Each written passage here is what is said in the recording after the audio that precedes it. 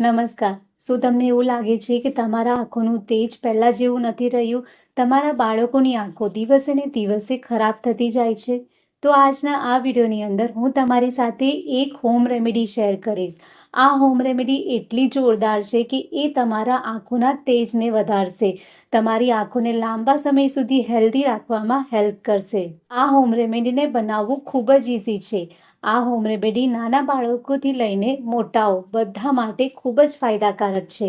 આંખોનું તેજ વધારવાનો મતલબ એ છે કે તમારી આંખો લાંબા સમય સુધી હેલ્ધી રહે, તમારા આંખની ઉપર કોઈ નંબર ન આવે. જો તમને ઓલરેડી નંબર આવી ગયા છે તો આ નંબર આગળ વધે નહીં. તો આંખને લગતી આ બધી સમસ્યાને દૂર કરવા માટે આ હોમ રેમેડી ખૂબ જ અસરદાર છે. એટલે એકવાર જરૂર ટ્રાય કરો. તો ચાલો શરૂ કરીએ અને જાણીએ કે આ હોમ રેમેડી કઈ છે જે તમારી આંખોની તેજ વધારશે, આંખોને હેલ્ધી બનાવશે અને સાથે સાથે તમારા દિમાગને પણ તેજ બનાવશે. જુઓ, આ હોમ રેમેડીની સાથે સાથે તમારે તમારી આંખને હેલ્ધી રાખવા માટે અમુક નાની નાની બાબતોનું ધ્યાન રાખવું ખૂબ જ જરૂરી છે. જ્યારે તમે લેપટોપ પર લાંબા સમય સુધી કામ કરો છો, નાના બાળકો લાંબા સમય સુધી ટીવી જુએ છે, ત્યારે તમારે અડધો કલાક પછી તમારા આ કામને બ્રેક આપવાનો છે. અડધો કલાક પછી તમારે 20 મીટરના અંતરે રાખેલી વસ્તુ પર ધ્યાન કેન્દ્રિત કરવાનું છે. આ રીતે તમે 20 મીટરના અંતરે રાખેલી વસ્તુ પર ધ્યાન કેન્દ્રિત કરો છો તો તમારી આંખ રિલેક્સ બને છે. બીજું કે અડધોથી 1 કલાક કામ કર્યા પછી તમારે તમારા કામને બ્રેક આપવાનો છે. બ્રેક આપ્યા બાદ તમારે બંને આંખોને બંધ કરી દેવાની છે. આ રીતે હાથને રબ કરીને આંખો ઉપર હાથને મૂકવાનું છે. આ કરવાથી પણ તમારી આંખોનો સ્ટ્રેસ ઓછું થાય છે, આંખ રિલેક્સ બને છે. આ સિવાય બંને આંખોને ઠંડા પાણીથી ધોવાથી અથવા તો ગુલાબજળના પોતા મૂકવાથી પણ આંખોને ઠંડક મળે છે. મિત્રો, આ અમુક નાની નાની બાબતો છે જે તમે તમારા રૂટીનમાં અપનાવો છો તો તમે તમારા આંખને લાંબા સમય સુધી હેલ્ધી રાખી શકો છો, ચશ્માના નંબરથી બચી શકો છો. તો ચાલો હોમ રેમેડી કઈ છે એ જોઈ લઈએ. આ હોમ રેમેડી કરવા માટે તમને ફક્ત 4 વસ્તુની જરૂર પડશે. એમાંની સૌથી પહેલી વસ્તુ છે વરિયાળી. વરિયાળીની અંદર વિટામિન એ ખૂબ જ સારી માત્રામાં રહેલું છે. આ વિટામિન એ આપણી આંખના સેલને રિપેર કરવાનું કામ કરે છે, આંખને સ્ટ્રોંગ બનાવે છે.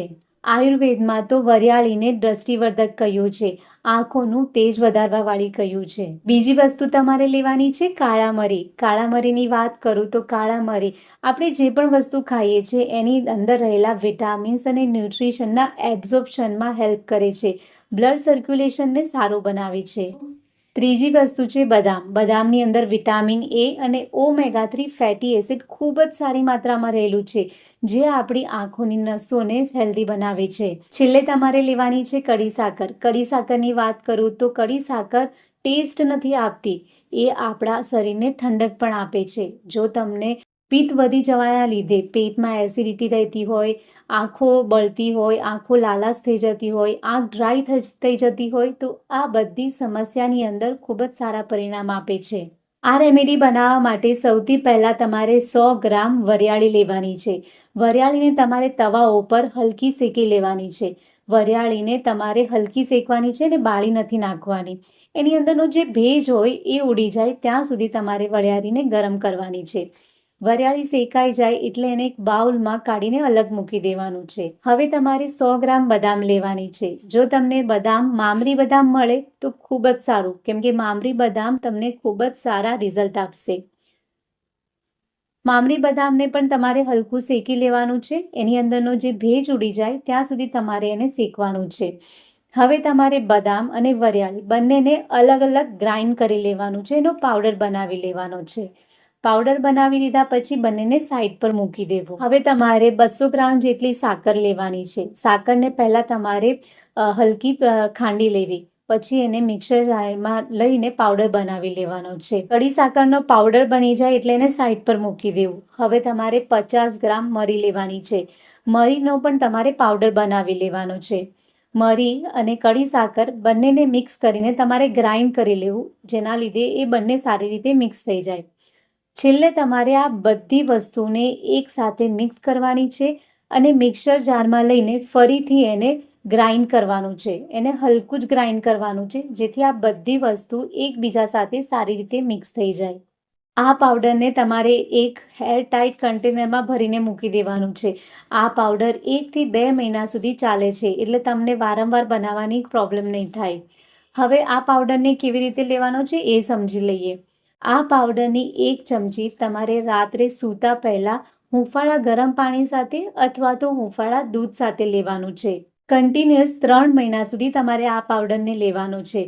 આ પાવડરને જ્યારે તમે કન્ટિન્યુઅસ લો છો તો તમે જોશો કે તમારા આંખોનું તેજ વધી ગયું છે. તમારા આંખોના નંબર વધતા હશે તો એ ત્યાં જ અટકી જશે. આંખોની ડ્રાયનેસ ઓછી થઈ જાય છે. અહીં તમારે એક વાતનું ખાસ ધ્યાન રાખવાનું છે કે આ જે હોમ રેમેડી છે એ તમારા આંખ માટે એક સપ્લિમેન્ટ, એક ટોનિક તરીકે કામ કરશે. એના લીધે તમારી આંખ સ્ટ્રોંગ બનશે, હેલ્ધી બનશે. લાંબા સમય સુધી તમે ચશ્માથી બચી શકશો. પણ જો તમને આંખને લગતી કોઈ ગંભીર બીમારી હોય તો તમારે આ પાવડર ઉપર ડિપેન્ડ ન રહેવું. તમારે તમારા ડૉક્ટરની સલાહ લેવી. જો તમને વિડીયો ગમ્યો હોય તો એને લાઇક અને શેર જરૂર કરજો. ચેનલ પર નવા છો તો ચેનલને સબસ્ક્રાઈબ કરી લેજો. ફરી મળીશું એક નવા વિડીયો સાથે. ત્યાં સુધી હંમેશા સ્વસ્થ રહો, તંદુરસ્ત રહો.